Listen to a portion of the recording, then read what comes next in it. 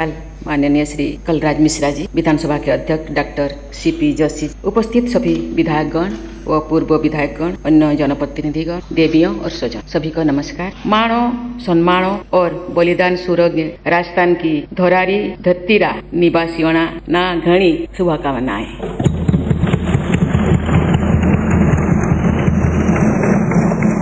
कुछ बोलने से पहले मैं विधानसभा के पावन धरती को नमन करता हूँ। राजस्थान विधानसभा का गठन तब से लेकर आज तक इस विधानसभा द्वारा 71 वर्षों का गौरवशाली इतिहास रचा गया। इसके लिए मैं राज्य की प्रबुद्ध जनता को, राज्यपाल महोदय, मुख्यमंत्री महोदय तथा आप सभी विधायकों को हार्दिक बधाई दे। इस अवसर पर मैं समस्त देशवासियों की ओर से राजस्थान के सभी पूर्व राज्यपालों को, मुख्यमंत्रियों को, विधानसभा अध्यक्षों और विधायकों के योगदान की स्मरण कर राजस्थान के लिए ये विशेष गौरव की बात है कि वर्तमान संसद की दोनों सदनों ने अध्यक्षता राजस्थान विधानसभा के पूर्व विधायकों द्वारा की जा रही है।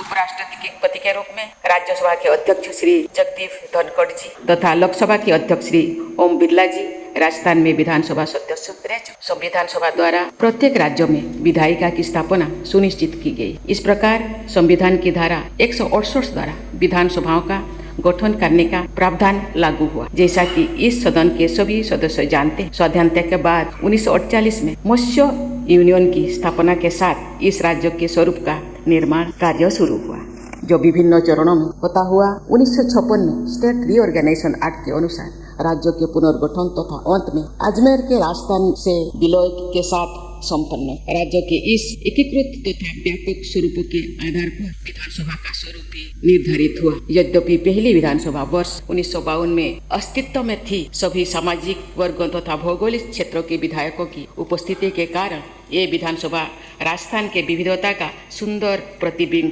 प्रस्तुत करती।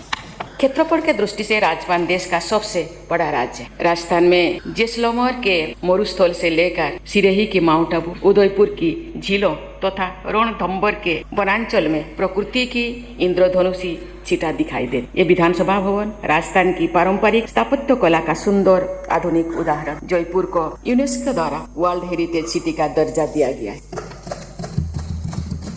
विशेषज्ञों का कहना है कि जयपुर नगर की निर्माण योजना वैदिक स्थापत्य कला पर आधारित है, जिसमें अन्य शैलियों का भी सुंदर समावेश किया गया है। राजस्थान के शिल्पकार और कारीगर बेजोड़ निर्माण कार्य और हैंडीक्राफ्ट के लिए जाने जाते हैं। राष्ट्रपति भवन की गणना विश्व के सबसे प्रभावशाली भवनों में की जाती। मैं आपके साथ ये साझा करना चाहती हूँ कि राष्ट्रपति भवन के निर्माण में लगे अधिकांश पत्थर राजस्थान से ही गए थे। राष्ट्रपति भवन के सुंदर निर्माण में राजस्थान के अनेक कारीगरों का परिश्रम और कौशल शामिल है। जयपुर कलम राष्ट्रपति भवन के प्रांगण की शोभा बढ़ाता है। इस तरह जयपुर कलम के माध्यम से राजस्थान की छवि राष्ट्रपति भवन में आने वाली प्रत्येक व्यक्तियों तथा वहाँ रहने वाले, कार्य करने वाले सभी लोगों के मनोमस्तिष्क में बनी रहती है। अतिथि को देवता समझने की भारतीय भावना का बहुत अच्छा उदाहरण राजस्थान के स्नेही लोग प्रस्तुत करते हैं। राजस्थान में लोकप्रिय गीत पधारो हमारे देश में अभिव्यक्ति अतिथि सत्कार को भावना को यहाँ के लोगों ने अपने व्यवहार में भी ढाला है। राजस्थान के लोगों के मधुर व्यवहार और प्रकृति तथा कलाकृतियों के मनमोहक आकर्षण के कारण देश विदेश के लोग यहाँ बार बार आना चाहते हैं। देवियों और स्वजन, राजस्थान के उद्यमी लोगों ने राज्य से और देश से बाहर जाकर वाणिज्य और व्यापार के विभिन्न क्षेत्रों में अपनी प्रभावशाली पहचान बनाए। इस प्रकार आप सभी विधायकगण एक समृद्ध परंपरा वाले राज्य में अत्यंत प्रभावशाली और परिश्रमी लोगों के जनप्रतिनिधि। सभ्यता और संस्कृति के हर आयामों में राजस्थान की परंपरा बहुत मजबूत रही। आज से लगभग 1500 वर्ष पहले राजस्थान के क्षेत्रों में ही संस्कृत के महाकवि माघ ने शिशुपाल बद्ध नामक श्रेष्ठ महाकाव्यों की रचना की थी। उनके काव्यों की तुलना महाकवि कालिदास के काव्यों से की जाए। हिंदी का प्रथम कवि होने का गौरव राजस्थान के चंद बरहाई को जाता है। उनके द्वारा लिखित पृथ्वीराज रासो को हिंदी भाषा का पहला काव्य माना जाता है। राजस्थान की मीराबाई ने भक्ति साहित्य को अमूल्य योगदान दिया है।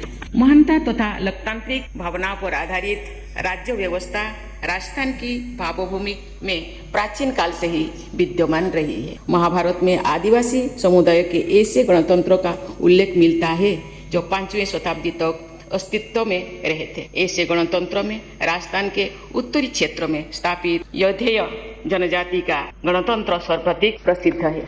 स्वाभिमान के लिए संग्राम करने की भावना राजस्थान की धरती के लोगों में कूट कूट कर भरी हुई। यही भावना राजस्थान के गौरवशाली इतिहास का आधार रही। यहाँ के बारे में वीरों ने, योद्धाओं ने जिन राजाओं के नेतृत्व में धरती को अपने रक्त से लाल कर दिया, वे राजा भी अपने लोगों से अथाह प्रेम करते थे। पृथ्वीराज चौहान, राणा सांगा और राणा प्रताप, महाराजा राणा प्रताप जैसे वीरों और अनेक सेनानियों का शौर्य भारत की वीर गाथाओं के स्वर्णिम अध्याय है। चित्तौड़ का विजय स्तंभ राष्ट्रीय गौरव का एक जीवंत प्रतीक है। महाराणा प्रताप के साथ कंधे से कंधा मिलाकर युद्ध करने वाले बनवासी वीर योद्धा राणा पुंजा भील के अमर बलिदान की कहानी मेघवाड़ का बच्चा बच्चा जानता है। वीर बालक दूधा भील ने महाराणा प्रताप के आदर्शों का अनुसरण करते हुए अपने प्राण समर्पित कर दिया था। जनजाति समुदाय के लोगों को एकता के सूत्रों में बांधने के लिए मोतीलाल तेजवान ने एक ही आंदोलन चलाया था, जिसका उद्देश्य एकजुट होकर शोषण के खिलाफ संघर्ष करना था। शिक्षित समाज के समावेशी शिक्षा के प्रति संवेदनशील बनाने के संघर्ष में अपने प्राणों की आहुति देने वाली डंगरपुर की बीरबाला कालीबाई के विषय में सभी देशवासियों की जानकारी होनी चाहिए। समाज सुधारक और महान स्वाधीनता सेनानी गोविंद गुरुजी के असंख्य देश प्रेमी अनुयायी मानगढ़ नरसंहार में वीर गति को प्राप्त हुआ। राजस्थान सहित देश के अनेक क्षेत्रों में गोविंद गुरुजी का प्रभाव था। मुझे प्रसन्नता है कि आजादी का अमृत महोत्सव के उपलब्धि में हो रहे कार्य के माध्यम से देशवासियों को मानगढ़ धाम की गौरव गाथा के बारे में अवगत कराया जा रहा है।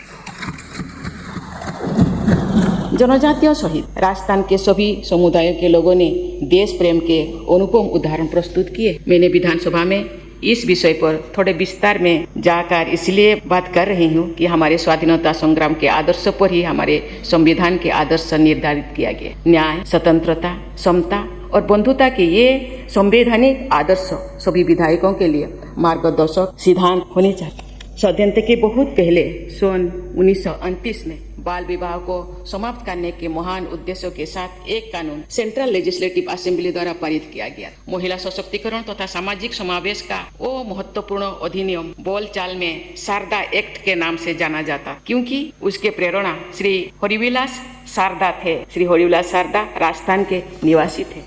स्वाधीनता के बाद श्री मोहनलाल सुखाड़िया से लेकर श्री भैरव सिंह शेखावत जैसे जनसेवकों ने संवैधानिक आदर्शों के अनुरूप राज्य स्तर के कानून बनाने में तथा समावेशी और कल्याणकारी योजनाओं को लागू करने में प्रभावी नेतृत्व। समावेशी विकास और जनहित में कार्य करने की इस परंपरा में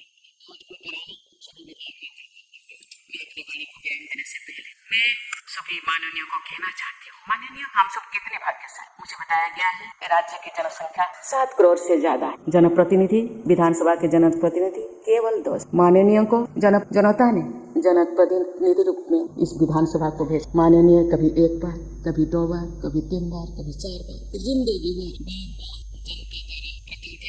इस सभा को आके सभामंडन कर जनता कितना प्यार कर। इसीलिए बार बार आपने जाति जनप्रतिनिधि को बार बार इस विधानसभा को चुन के भेजते। कभी कभी इतने प्रभावित होते हैं अपने नेता या अपने प्रतिनिधि का हर चीज को फॉलो कर। कभी हेयर स्टाइल, उनके चाल चलन, चेहरा, उनके ड्रेस। कभी कभी ऐसे मैंने देखी जनता को कभी हाथ में बंधे हुए कलाई के कलर का एक धागा को भी वो फॉलो करते। कितने प्यार कर आशा करते हैं। जिस चीज को माननीय विधायक के अध्यक्षों ने यहाँ जिक्र करते थे कि आजादी, प्रियम्बल का कुछ पंक्तियां, आजादी बोलने का, आजादी सामाजिक आजादी, आर्थिक आजादी, शिक्षा लेने की ये आजादी का दायित्व जनसाधारण ने अपने जनप्रतिनिधि को। ये युग एक कंप्यूटर युग, ये युग मॉडर्न टेक्नोलॉजी से चलता है। एक युग था जो जनप्रतिनिधि विधानसभा में क्या बोलते हैं, कभी कभी अपने पेपरों में वो देखते हैं, कभी कभी पेपर भी उनके तक पहुंचता नहीं, लेकिन आज घर घर तक यहाँ क्या चल रहा है, मेरे जनप्रतिनिधि जनता के लिए, मेरे परिवार के लिए, मेरे समाज के लिए, मेरे देश के लिए, मेरे राज्य के लिए, महिलाओं के लिए, युवाओं के लिए क्या कर वो देखते हैं, समझते। इसीलिए मैं सभी जनप्रतिनिधियों को गुजारिश करना चाहती, चाल चलन के साथ साथ आचार विचार को जनता की दिशा में, जनता के लिए, जनता के द्वारा क्यों हम आए हैं, इसलिए जनता के देर लिए सोचना। और